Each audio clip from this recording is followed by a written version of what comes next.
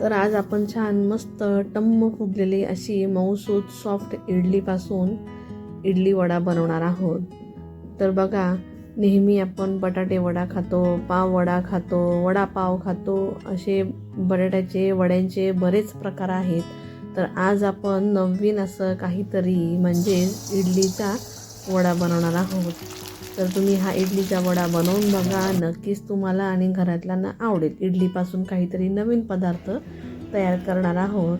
तर छान कुरकुरीत असा हा वडा तयार होतो. तर हा कुरकुरीत वडा कसा बनवायचा ते आपण बघूया आणि त्यावर छान अशी चटण्या टाकून, तुम्हाला ज्या हव्या त्या चटण्या टाकून छान असा इडली वडा तयार होतो. चला तर मग रेसिपीला सुरुवात करूया. नमस्कार, मी सारिकाज किचनमध्ये तुमचं अगदी मनापासून स्वागत करते. तर मी इथे डाळ आणि तांदूळ हे बारीक करून घेतलेले आहेत. तर त्यांना छान मी आता फेटून घेणार आहे, कारण जेवढं फेटेल तेवढी इडली छान येईल. त्यानंतर साखर लावून 1 ते 1.5 दिवस ठेवायचं. 1 दिवस ठेवून जर इडलीचं पीठ नाही फुगलं तर 1.5 दिवस ठेवायचं. बिना सोडायचं हे पीठ मी तयार करते. तर बघा, इडलीचं पीठ किती छान फर्मेंट झालेलं आहे. मस्त जाळीदार असं ते पीठ तयार झालेलं आहे. पीठ छान फुगून आलेलं आहे. तर बघा, पिठावरून तुम्हाला कळत असेल. तर याआधी मी चॅनलवर इडलीचं पीठ कसं तयार करावं, डाळ तांदूळचं प्रमाण कसं घ्यावं याची मी व्हिडिओ अपलोड केलेली आहे. तर ती तुम्ही जाऊन नक्की बघा. त्याची लिंक मी डिस्क्रिप्शन बॉक्समध्ये देऊन देईन. त्यानंतर मीठ टाकून घेतलेलं आहे आणि पिठात छान मिक्स करून घेतलेलं आहे. तर मी जास्तीच्या मोठ्या भांड्यातच काढते, कारण उगाच पीठ फुलल्यानंतर पीठ बऱ्यापैकी खाली सांडतं, म्हणून मी मोठ्याच डब्यात काढते. नाही तर बरेच जण छोट्याच भांड्यात काढतात, मग ते पीठ खाली सांडून येतं, वाया जातं, म्हणून मोठ्या भांड्यातच काढायचं. प्लेटला छान तेल लावून घेतलेलं आहे आणि त्यावर इडलीचं बॅटर टाकून घेतलेलं आहे. तर मी फक्त 2 प्लेट अगोदर लावते, कारण 2 प्लेटचं ते भांडं आहे. तर मी 2 प्लेटमध्येच लावून घेते. तर ही इडली डबलने छान अशी फुगून येते आणि छान मऊसूत सॉफ्ट अशी इडली तयार होते. तर तुम्ही जाऊन ती व्हिडिओ नक्की बघा कसली छान सॉफ्ट आणि छान टम्म अशी फुगून आलेली इडली आहे. तर तुम्हाला सुद्धा नक्की आवडेल. तर इडलीची रेसिपी तुम्ही नक्की बघा. चला, तर आता ही इडलीचे 2 प्लेट मी बाहेर काढून घेते. बघा, 2 इडलीच्या ज्या प्लेट आहेत एकसारख्या आहेत. एकसारखे इडली छान फुलून आलेली आहे. चला, तर आता ती इडली आपण काढून घेऊ. ते गरम आहे तोपर्यंतच काढून घेते. तर बघा, कसली छान इडली तयार झालेली आहे. आता इडली वडा बनवण्यासाठी इडली सगळ्यात महत्त्वाची आहे. त्यामुळे इडली छान टम्म अशी फुगलेली असायला हवी आणि छान सॉफ्ट असायला हवी, कारण तेवढीच खायला ती छान लागते. म्हणून इडलीचं बॅटर छान फुगणं, फर्मेंट होणं गरजेचं आहे. तर मी आता सगळ्या इडल्या इथे काढून घेते.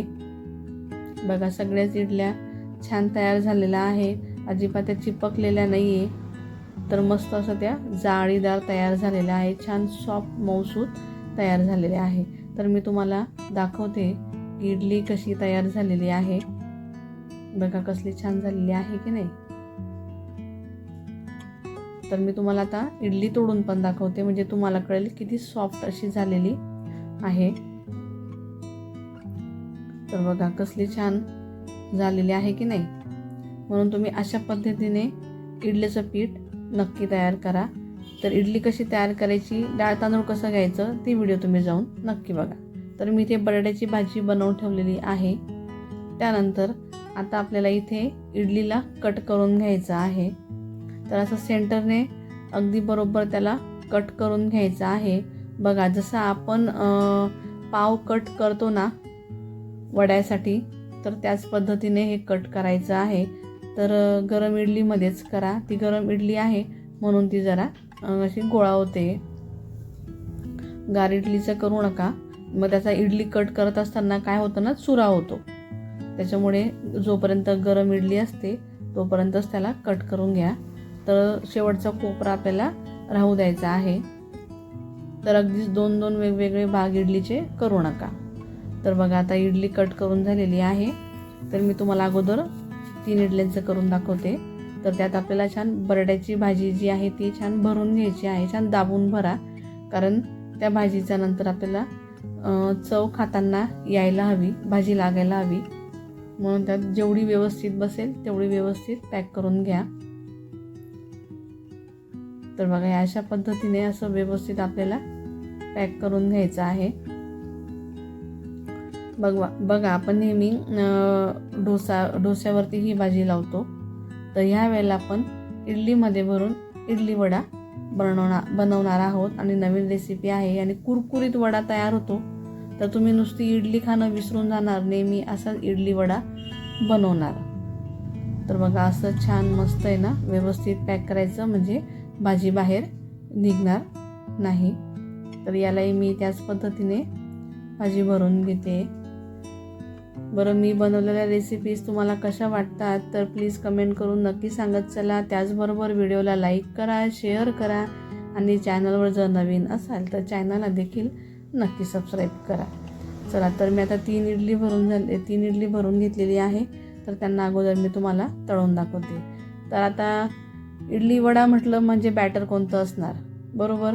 तर हे आहे इडलीचं बॅटर.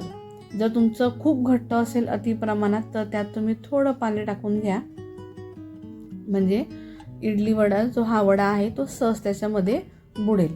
तर माझं एवढं घट्ट नव्हतं, व्यवस्थित होतं, जसं हवं होतं तसंच होतं. तर बघा अशा पद्धतीने आपल्याला इडलीच्या पिठामध्ये त्या बॅटरमध्ये बुडवून घ्यायचं आहे आणि तेलात सोडायचं आहे. बघा कसलं छान वडा त्यात पडलेला आहे, पीठ अजिबात मोकळं झालेलं नाही आहे. तर मस्त असा वडा तयार झाला आहे. तर मी अजून 2 वडे त्यात टाकून घेते. बरं, तुम्ही ही रेसिपी, ही व्हिडिओ कुठून बघत आहात तर मला हे कमेंट करून सांगायला अजिबात विसरू नका, म्हणजे मला कळेल की कुठकुठल्या गावापर्यंत, शहरापर्यंत ही व्हिडिओ पोहोचत आहे. तर प्लीज मला कमेंट करून नक्की सांगा.